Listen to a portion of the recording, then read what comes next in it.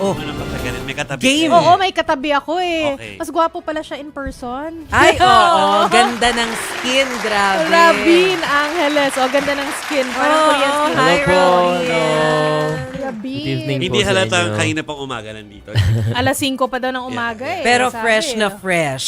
Oo. Nakatulog Diba? po ako kanina dyan eh. Nakatulog ka. Matapos mo mag-guest sa ilang shows. Oo. Saan ka natulog Sabi ko dito? nga, parang feeling ko lahat ng studio natin napuntahan niya.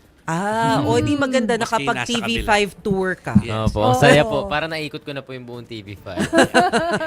Anong gusto niyong pag-usapan muna kay Rabin? Hindi ako, unahin ko Oo. na. Dahil kakabalita lang ng frontline. Akala ko makita ko siya sa frontline. Oo. Kakabalita lang yung tungkol sa billboard niya or electronic billboard niya sa Korea. It's because of a Wow. contest, right? So, ano pakiramdam na na-flash ka doon ng ganun? Ayan, kanina ko pa po sinasabi na hanggang ngayon hindi pa rin po ako makapaniwala na umabot po yung mukha natin sa Korea, di ba? Wala pong nakakakilala sa atin doon. At nalagay naman po ako sa billboard doon. Parang dito nga sa Pilipinas, wala akong billboard. Sa Korea, meron. Parang gulat na gulat pa din po ako hanggang ngayon na nanalo ako dun sa Idol Pick. Sobrang blessed ko din po. Pero And sobrang kasi, love pag ako ng tinignan fans. ka, yun nga tinatanong ko kay Jovi kanina, meron ba siyang lahing Koreano? Akala ko rin Parang kasi medyo- dati. Diba? Oo. It's the look. Oo. It's the look. Oo, yung look kasi niya eh. So wala. Wala, Zero. wala po, wala. Pure Pinoy. Yes po. Oo. Pero ako, ang concern ko, curious ako sa skin niya kasi nga pagpasok niya talaga, ay, ang ganda ng skin. Alam ko may in-endorse ka, so wag ka muna mag-endorse. Pero, ano Akala yung ko ginagawa mo? nakakoncern ka kasi parang nahimatay yung mga staff natin sa labas. Hindi, ina-expect ko na yun eh. Okay. Kasi Kaya palang pagdating ko pala, ingay. nag-hello na sila na, Oo. ready na ako kay Robin! Ganun na sila eh. Pero paano ginagawa mo? Although you're still young, very fresh, pero anong routine mo? Ba't ganyan kaganda yung kutis mo? Wala po talaga akong routine. Yun lang po sigurong yung skincare na kung ano po yung in-endorse ko, yun po talaga yung ginagamit ko. Sa totoo lang. Nung pinatry po siya sa akin ni Viva, ginamit ko po talaga siya. Tapos parang first time ko po mag-skincare nung binigay nila sa akin yun. Na Talaga? product talaga na ginagamit ko everyday. So, hindi ka talaga pimpuli? And then, nung bata po ako, madami po ako pimples. Pero hindi ko po siya masyadong Natapos pinapansin. yung face. Opo. Oo. Yung awkward phase na yun. Yeah. So, yung character mo doon sa mutya ng Section E, si Yuri, gusto ko lang makuha correctly, Hanamichi. Yes, Yuri Hanamichi. Ano si Yuri Hanamichi? And how far or how near yung karakter niya dun sa totoong Robin? Si Yuri Hanamichi po, ano siya, red hair na Japinoy. Okay. Half Japanese, half Pinoy. Japanese po siya. Tapos, nasa isang section po siya kasama yung hari ng mga ulupong na si Kiefer, si Andres Mulak, mga iba pong Section E boys. Sama-sama po kami dyan. Puro lalaki po yung section. Tapos, meron pong papasok na isang babae, which is si JJ, si Ashlyn Olviga po. Pumasok po siya sa section namin. Tapos, parang ginagawa po namin lahat para mapaalis siya. Oh. Kasi parang may deal po kami ni Kiefer, ni Andres, na wala nang babaeng ano pa sa atin. Mapag-aaway pa tayo. Wala. Kasi nangyari sa akin before. Oh. Ayan, Galing nga. ganun So, po siya. yung second question ni Oo. Chiki, ano yung Ano? pinagkaiba doon sa ano Oo. mo? Ano yung Totoong Robin? Yes. Siguro po, ang similarities namin, kung paano kami, kung paano siya siguro magmahal, tapos pinaglalaban niya yung mahal niya talaga. Ay, grabe Nox naman talaga. naman. Oo. Bakit malalim na ba yung karanasan mo doon? Parang bata-bata Parang mo pa bata, doon. itsura lang. Pag pa lang po. Pag pa lang. Oo. oo. Ano naman yung pinagkakaiba yung dalawa? Pinagkakaiba siguro, si Yuri mayaman. Ako po hindi. Hindi pa? Hindi pa. Hindi pa. Payaman pa lang siya. Sana Payaman pa po. lang. Oo. So naging pinaka-challenging dito taking on this role kay Yuri? Pinaka-challenging po para sa una-una sa lahat yung magpa-red hair. Tapos isa po to sa sobrang challenging niya po kasi sobrang laki po pala nung binigay nilang trabaho sa akin, which is yung Yuri Hanamichi. Kasi nung nag-audition nga po kami, nag-audition lang po kami doon, pero hindi po sinabi sa amin kung ano yung pinag-auditionan namin character. Parang pare-pares lang po kami ng pinag-auditionan. Tapos, nung pong nag-audition kami, lahat sila nakuha na. Parang meron na silang kanya-kanyang role. Ako wala pa po. Tapos bigla po nung sinend sa Yuri Hanamichi yung role ko. Kailangan pula yung buhok. Naisip ko po, okay, may role ako. Tapos hindi ko pa po kasi nabasa yung book, hindi ko po alam yung story.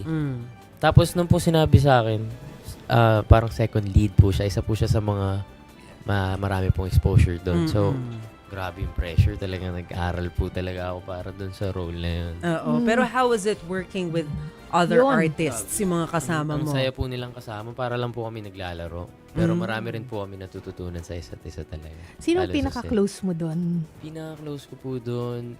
Sa set kasi magkasama kami ni Andres sa standby. So parang kami lang talagang dalawa. Kami dalawa yung palaging magkausap, magkakwentuhan. Pero lahat po sila close ko. Usually, pag nakikita si Andres sa mga interviews, mukha siyang shy. Ganyan ba talaga siya? Off-cam? si O Andre- makulit? Makulit po si Andres off-cam. Sobrang bait po niya. Sa Oo. totoo lang. Kung pagkakausapin mo po yung taong yan, parang sobrang lalim niyang tao. Parang marami siya maituturo sa'yo. Kuyang-kuya po siya sa akin. Ah, talaga? Pero, sige, off-cam, ano yung mga kadalasang pinagkakaabalahan ninyo pagka wala kayo sa shoot? Off-cam, palagi kami nagbabasketball. Ganyan-ganyan. Nagdi-dinner din kami minsan. Palagi ganun. Pag walang taping, basketball, tas kain kami sa labas, kwentuhan lang kami doon. So, Opo, ganun. hindi kayo yung mga batang addict sa yung gaming, yung mga gamers? Ay, hindi po. So physical Sa basketball talaga. po kami nagkikita mas talaga okay. lahat.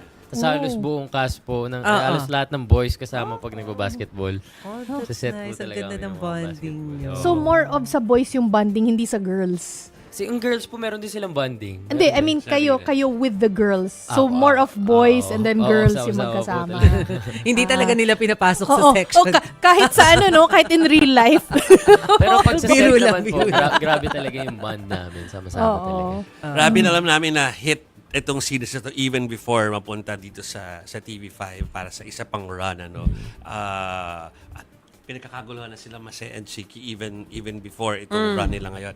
Ngayon nasa TV5 na sa marami pang mga new fans na nagsasabi na ngayon lang nila na-discover ito. Pero feeling ko nag-uulit Parang- yung iba eh. Yeah. Parang nagbe-binge watch na lang po sila. Napanood na rin po nila.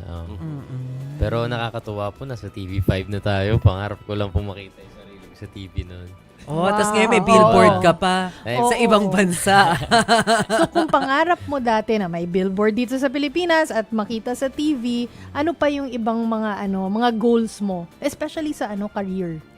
Dito sa career ko po, gusto ko po talaga mapakita na sa industriya na parang kaya ko talagang umarte. Gusto kong bigay sa kanila yung gusto kong magkaroon ng role na sobrang bigat. As in, sobrang parang Nice. complex sa akin. character. Anong Sabihin ko dream lang, role? before ka i-grill ng dalawa kasama ko, sa isang interview na sabi ni Rabin na, itama mo ako kung mali ako, Rabin, na meron kang pinepege na suki natin siya. Si Elijah yun. Lagi siya. Elijah Canlas. So, totoo Magaling yun yun. na gusto mo yung Sobrang peg galing na po yun. ni Elijah. Oo. Na-meet ko po siya no isang araw, sobrang saya ko rin. Yeah. Na nakilala po niya ako. Siguro kakasabi ko po sa pangalan niya sa interviews, ganyan. Nare-recognize na po niya siguro. So, anong naisip mo nung ma-meet mo siya? Nung nga pong na-meet Picture ko mo. siya, meron pa nga po yung picture na parang nagkamayan kami sa booth. Kinabukasan po may taping ako. Pagdating ko sa taping, ganado ako ngayon. Hawakan ko yung kamay ng idol ko. Magaling ako. Dapat magaling ako umarte ngayong araw na to. Inspire. Oo. Meron ba siya mga sinabi sa'yo na hindi mo makalimutan? O yung kinilig ka? Dahil idol mo yun eh. Hindi, kinilig po ako kasi kilala niya ako. Sila pong dalawa ni Ate Miles. Diba? Nakakatuwa po. Nakasama ko po sila sa birthday. Nakita ko lang po. Tapos parang sila pa po yung naghayang babayat po ng dalawa. Oo. So, going back to my question, ano ba yung dream role mo? Dream role ko po. Alam niyo po yung Basketball Diaries ni Leonardo Yes. Yun po Yung talaga. addict siya. Yes. Tama ba? Sobrang sobrang dami. Si Leonardo DiCaprio. Sobrang dami po kasi yung pinagdaanan doon. Ah. Parang nag-grow siya ng sobrang. Tapos hanggang sa galit na yung Ibang nanay level niya. yung acting kailangan nun eh. gusto Or ko yung ganun. mga tipong What's Eating Gilbert Grape ni Leonardo DiCaprio. Alam mo yun? Oo, O masyado kang bata. Hindi pa po yan. Parang ano I siya have to doon. watch it, maganda. Grabe That's yung a acting niya challenging doon. role if You have ever. to watch it. So, Galing nga. So, nag-acting workshop ka rin? Yes po, To yes. Nice. Ito po talaga yung gusto ko. So far, dun sa mga natutunan mo, ano yung pinakang tumatak sa'yo? Sa acting? Yes.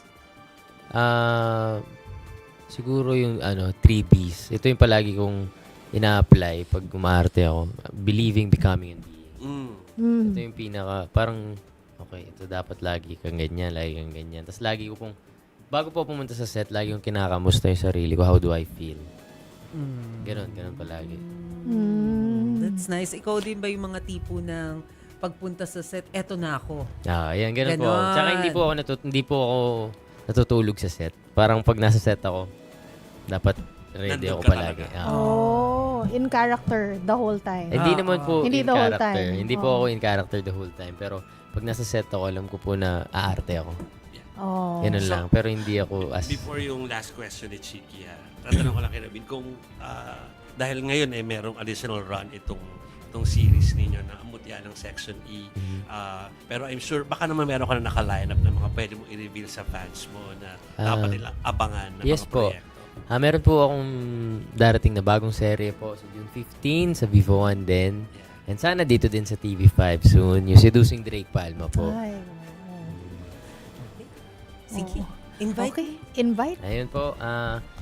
Una-una po sa lahat, maraming salamat po sa pag-invite nyo sa akin dito. And iniimbitahan ko po kayo bukas sa Victory Mall, Caloocan. And kinabukasan naman sa SM Dasmariñas, Cavite. Yung mall show po namin with Ashnel Viga and GAT. And iniimbitahan ko po kayo Monday to Friday, ang Mutya na Section E sa TV5 po. Primetime Primera, 6:45 p.m. And sa June 15 po, lalabas na po ang Seducing Drake Palma sa Vivo One. Maraming salamat, Rabin. Thank you so much po. Angeles. Salamat, Good luck Rabin. sa lahat. Hintayin namin yung